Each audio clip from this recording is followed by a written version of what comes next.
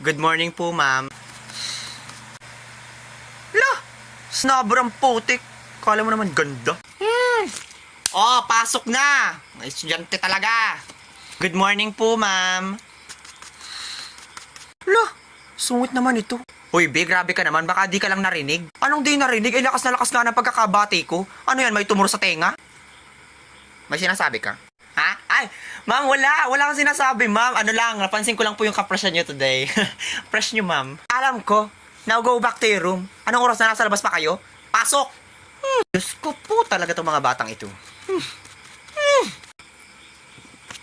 Up, up, up, up! Good morning! Ay, good morning po. Naku, kung di ka pa talaga babatiin, di ka babati. Grabe na talaga ang mga kabataan ngayon, mga wala ng modo. Ganyan ba tinuturo namin mga guro sa inyo? Na maging bastos? Ay, ma'am, sorry po. Hindi ko po kasi kayo nakita. May kausap po kasi ako sa cellphone eh. Ay, ang papalusot pa, nako. Halatang halata naman sa ugali mo na mataray. Tingnan mo nga yung mukha mo. Kapal na kapal ng make-up. Nako talaga kababaing tao. Tapos lahat ng estudyante dito kapag nakakikita ng guro hindi namamansin. Bakit? Ganyan ba ang nakikita nyo sa akin? Lagi ko naman kayong pinapansin, di ba? Nako talaga kabataan, mga walang mudo. Ha? Ikaw nga yung lagang hindi namamansin dito eh.